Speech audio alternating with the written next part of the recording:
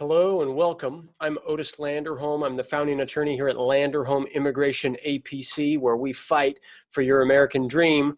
And today I'm talking about asylum, and I'm talking about proposed changes to the regulations regarding work permits for immigrants who have applied for asylum, all right?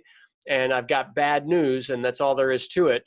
And we'll go through it because I want you to understand the announcements and the changes that are happening, all right, so that you can be aware of how they might affect you and your life and your ability to work during your asylum process in the United States. So I'm going to share my screen so you can get a sense for what's happening, all right? So this, I hope you can see it. This was released by USCIS 2 days ago, all right, June 22nd of 2020. It says USCIS Rule strengthens employment eligibility requirements for asylum seekers.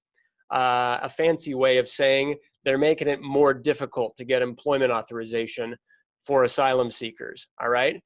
This says USCIS announced today a regulatory change, all right, to deter aliens, immigrants, from illegally entering the United States and from filing a frivolous, fraudulent, or otherwise non-meritorious claim for asylum to obtain an employment authorization document.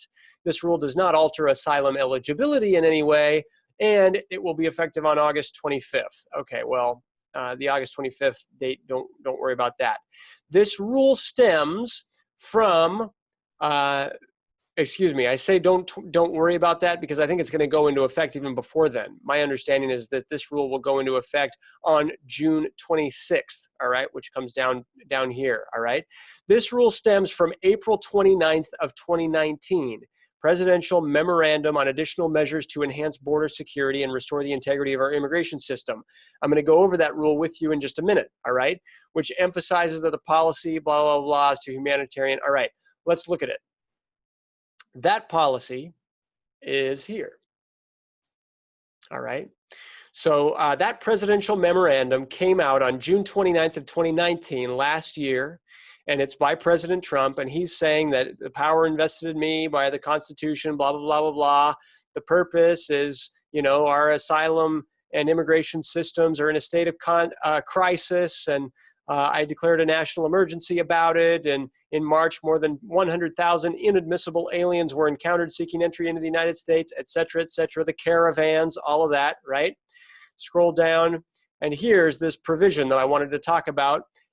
Along with each of these proposals, right, there's this one that says, and we're going to propose regulations under this section, all right, and other applicable statutes to bar aliens who have entered or attempted to enter the United States unlawfully from receiving employment authorization before any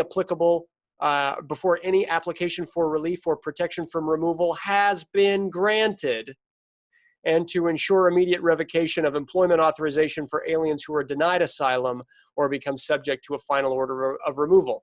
All right, signed, yours truly, President Donald Trump, back a year ago, April 29th, 2019. Now, I want to show you the regulations. Now, the proposed regulations here that are part of this are 328 pages long, and it's not my intention today to bore you to death with all of them, but let's look at some, all right? The executive summary of it starts right at the beginning here, right here, and I just highlighted a few provisions that I think are worth looking at, all right?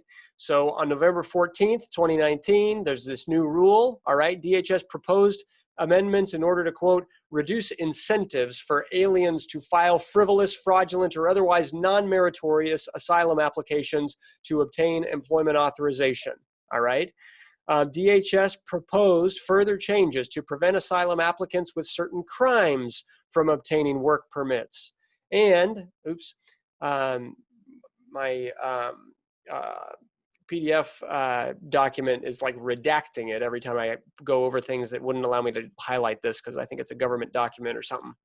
And to make the decision to grant employment authorization discretionary, all right? It makes regulations, modifies regulations in the following areas. First, it's going to extend the waiting period to apply for a work permit So they're saying you've got to wait 365 days after submitting your case before even applying for a work permit. That's what this is saying. The next, it's saying to eliminate the issuance of recommended approvals or recommended for grants of affirmative asylum. All right. So they're just going to keep it delayed and delayed until the actual grant comes through. No more recommended approvals, which also causes a delay in people's ability to seek a work permit. And they're going to revise the eligibility for a work permit to exclude people who entered the U.S.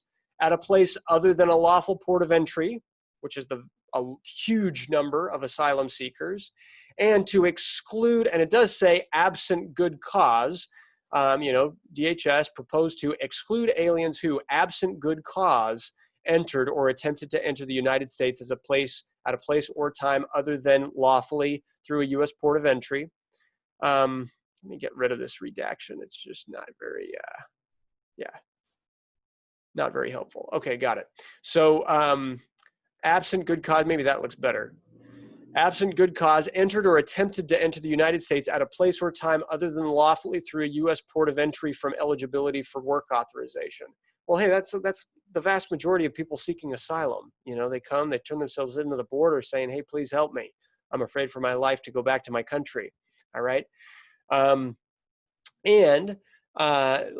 DHS further proposed, let me delete it here too, further proposed to exclude from employment eligibility anyone who's been convicted of an aggravated felony, been convicted of any felony in the United States or a political crime outside the U.S., or has been convicted of certain public safety offenses, including domestic violence, assault, child abuse or neglect, possession or distribution of any controlled substance, or driving or operating a motor vehicle under the influence of alcohol or drugs, regardless of how the offense is classified by a state or local jurisdiction. I mean, that's pretty broad, all right? Anyone who has any DUI will now be put at, even if they wait the full year, is now no longer ever going to be eligible for a work permit as long as their asylum case is pending, all right? I mean, man. And so there's that. 4, revise the provision for EAD termination. Basically, as soon as the application is terminated or denied, your work permit will automatically terminate, all right? Change provisions for filing an asylum application.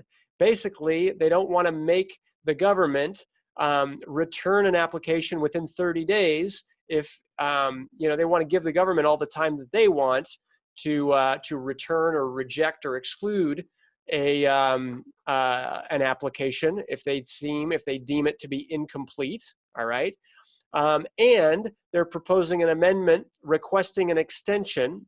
Sorry, they're proposing that amending an asylum application, requesting an extension to submit additional evidence beyond the time, all right, that allows for its meaningful consideration prior to the interview, or failing to appear at a U.S. asylum office to receive a decision would constitute an applicant-caused delay, which, if not resolved, will result in the denial of employment authorization. All right, so any quote-unquote applicant-caused delay will also result in the denial of employment authorization. They're also saying that the validity period of work permits will be discretionary, will not exceed increments of 2 years. They're going to be doing biometrics. The rest of it is pretty self-explanatory. Those provisions were the ones that I wanted to highlight. So what does all this mean? All right, and let me unshare my screen. How do I do that?